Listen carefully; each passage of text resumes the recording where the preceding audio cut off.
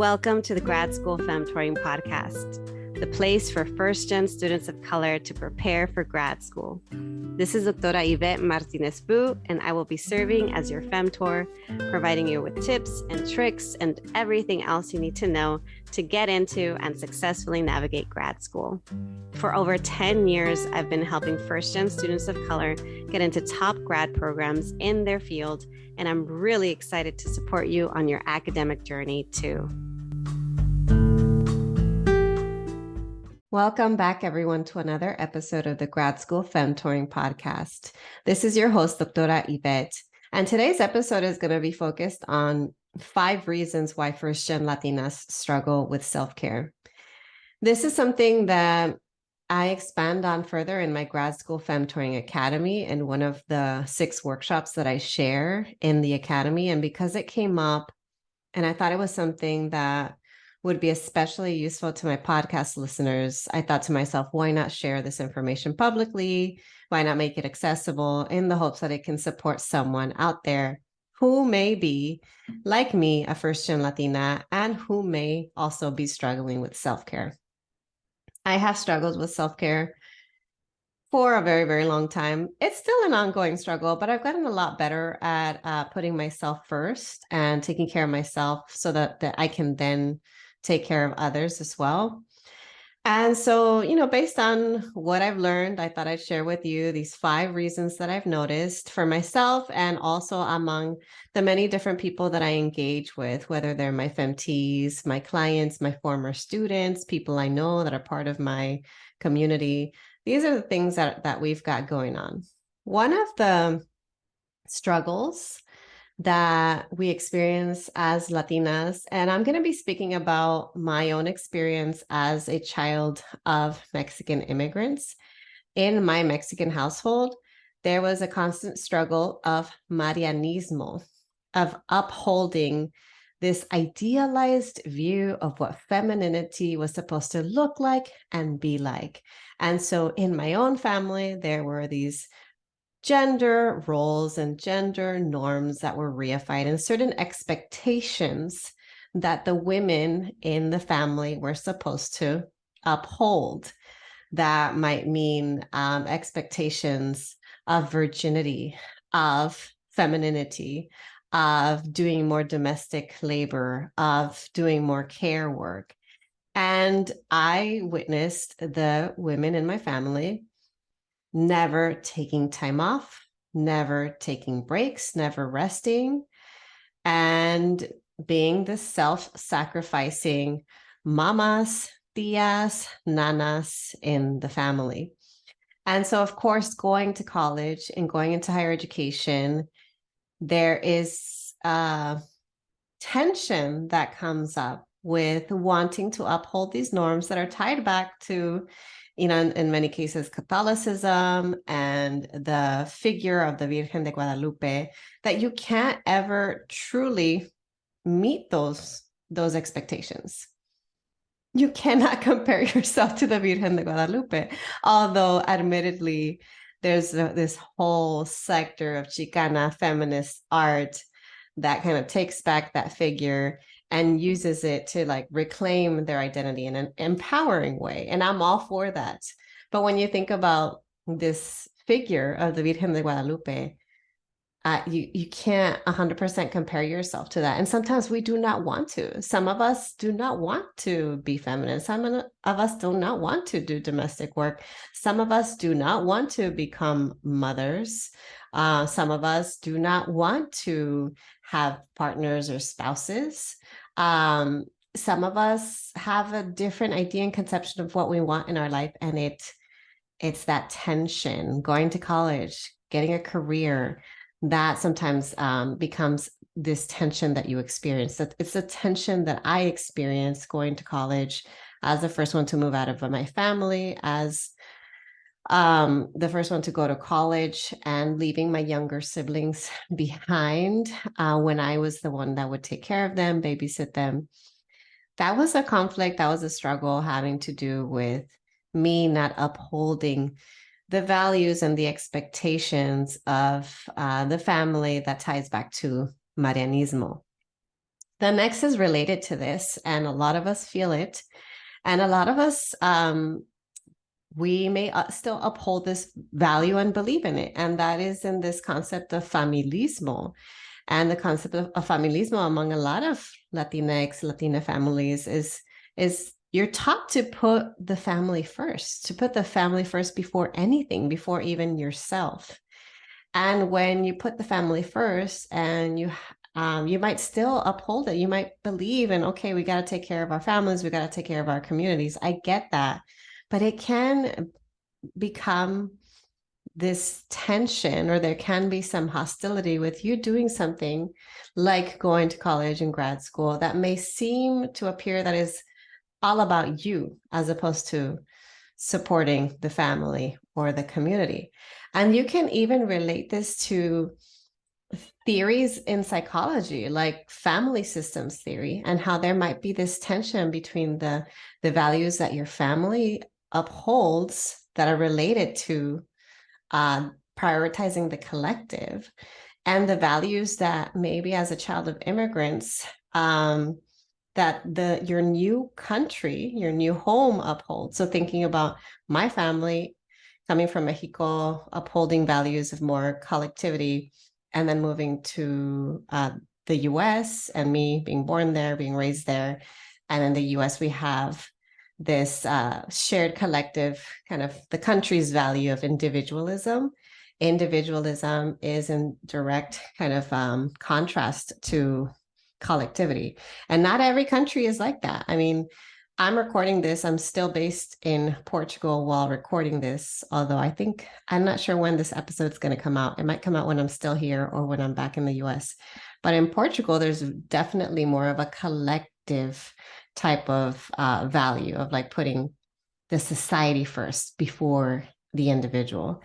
And so again, if you're focusing on yourself, if you are maybe putting a pause on supporting others in some way, shape, or form, or maybe even setting boundaries, that can become a tension and that can become a struggle. You might feel really bad or guilty for doing things that are for you, even if you know you're doing it for you, but also at the same time for you and for the future you that's going to be able to then better support your family and community later. But yeah, familismo is a thing that comes up a lot. You're feeling that conflict of like, but I need to work on my academics, or but I need to work on my work stuff. And I have all of these other family related obligations. How do I balance both or cycle between both? Next is the imposter phenomenon. I've talked about it in a former episode on imposter syndrome. I might have a couple of episodes on imposter syndrome now that I think about it. But now I'm referring to it as imposter phenomenon because I know that language matters and that the word syndrome itself tends to be pathologizing and tends to put the blame on the individual as opposed to thinking about it as a systemic issue and as a phenomenon that's going on across a lot of different people. Imposter phenomenon is something that happens to all kinds of people, not just first-gen Latinas. But because of our identities are often marginalized or underrepresented identities in a higher ed, we may feel that feeling even more so, the feeling of, I'm not good enough. They're going to figure out that I'm a fraud. I don't know what I'm doing. I don't even want to ask for help because then they're going to figure out that I don't know anything. Just constantly doubting yourself. That's the imposter phenomenon. And so if you're feeling the imposter phenomenon, how are you then going to take care of yourself? If you're constantly feeling like you have to prove yourself, constantly feeling like you have to do extra work even harder than everybody else, that leaves very little time and energy for you to prioritize yourself and to take care of yourself. I spent so much time trying to prove to others and to myself that I deserve to be in grad school that I've said it so many times. I worked myself to the point of developing chronic illnesses. I burnt out. It was not sustainable. I couldn't keep going at that rate, at that pace, even if I wanted to. And the imposter phenomenon definitely played a big role in that. The other struggle, the other reason that comes up that makes it difficult for you to take care of yourself as a first-gen Latina are microaggressions. And related to that, also racial battle fatigue. Microaggressions are those stings, are those instances of people doing something to belittle you or to put you down or to insult you, or those little minor stings of racism, sexism, classism, ableism, homophobia, transphobia, you name it. There's so many isms out there. And the more intersectional identities or intersectionally marginalized your identities are, the more chances are that you're going to experience these microaggressions. And if you are a BIPOC, if you are a Black person, if you are a brown person, a person of color, you are also going to be experiencing racial battle fatigue. And those are specific instances of racial hostility that are targeted at you because of your race. And these instances, they do take a toll on your mental, your emotional, your physical health.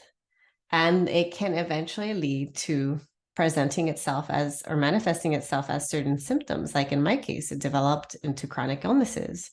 So I just want to mention that because if you're experiencing microaggressions, if you're experiencing racial battle fatigue, you probably need to take care of yourself even more than folks who are not experiencing those things, who are not experiencing them at the same severity or frequency as you are. So that's what's ironic here, is that it's the thing that gets in the way, but it's also the thing that means that you need it even more.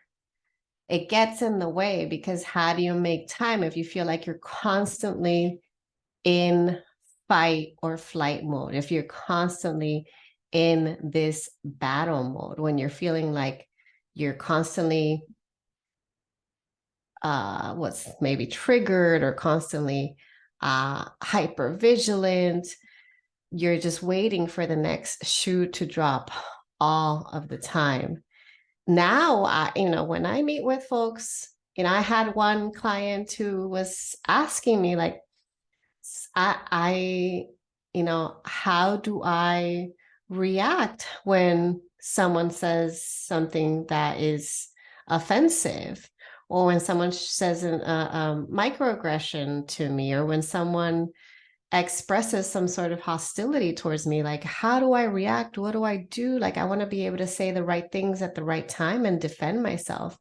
And I had to tell her, you know what? We have to pick and choose our battles. We cannot always be on the defense. We cannot always be having to justify and explain ourselves and teach others and have debates and all of that. Like, you have to figure out, is this the right time and the right person to go through this? Or do I want to just pick and choose my battle and say, you know what, not today, not today. I'm not doing this today. I'm not doing it. And, that's what I recommend. If you find yourself just multiple instances of microaggressions, remind yourself, like, is this even worth your time? Is it worth it? Or is it not today? Just, you're not going to deal with it today. It doesn't mean you're never going to deal with it. It just means you have to be very selective because you have to protect yourself and your energy. All right. The last of the 5 reasons that first-gen Latinas struggle with self-care is this concept of cultural straddling. This concept of what Gloria Anzaldúa famously called the Nepantla state, of feeling like you're straddling between 2 or more cultures. It could be the culture of academia. It could be the culture of the country that your family comes from. It could be the culture of your adoptive country if you are an immigrant or a child of immigrants. You are straddling, or you are going back and forth between different types of cultures. And this can be confusing. This can be difficult to manage and navigate. This can have an impact on your identity and how you choose to identify. And what I love about referring to this or associating this with the Nepantla state is that it is okay to be in an in-between state. It is okay to be experiencing the sense of like, this is what it means to be living at the interstices, I can never say that word, the interstitial space. That it's okay to not feel like you're from here or from there. And it's okay to own your multiplicity. It's okay to be a full, whole self, even if you have multiple cultures that you are honoring.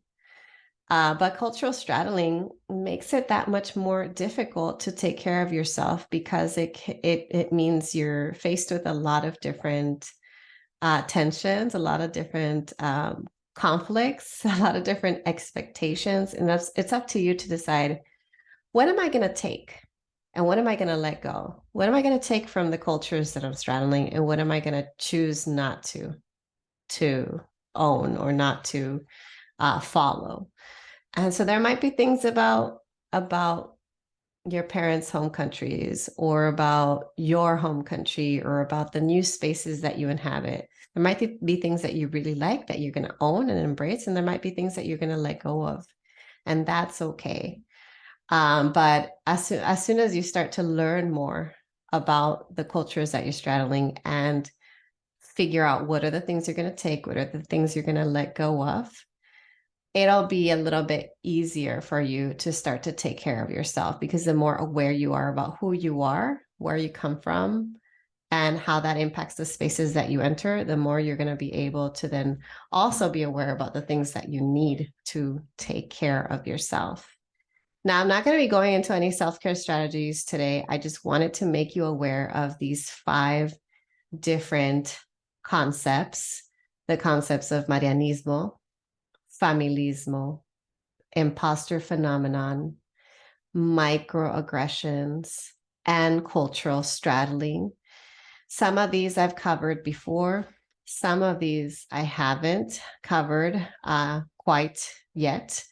But nonetheless, I think they're important to keep mentioning, to keep reinforcing, so that those of you that are newer to my podcast can go back and listen to my episode on imposter syndrome, can go back and listen to any episodes where I've talked about microaggressions, and so that you can then go on and look up these terms for yourself and learn more about them and learn about how they impact you as well.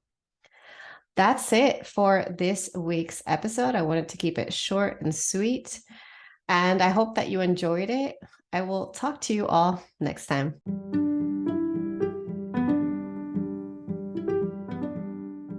Thanks so much for joining me in the Grad School Femtoring Podcast. If you liked what you heard, here are 3 ways you can support the show. The first is to make sure you're subscribed and leave a review of the podcast. If you leave me a review on Apple Podcasts, you become eligible for a free half-hour coaching session with me. Yes, that's right, 1 free session. Once you leave a review, you can email me a screenshot and I'll send you a link to sign up. The second way to show your love is to get yourself a copy of my free 15-page Grad School Femtoring kit, which includes resources on research, organization, grad school, and career prep. Go to gradschoolfemtoring.com/kit to get it today. The third and last way to support my show is to follow me on social media. I am on Instagram, LinkedIn, Facebook, Twitter, and occasionally TikTok with the handle @Grad School Femtoring. Thanks again, and until next time.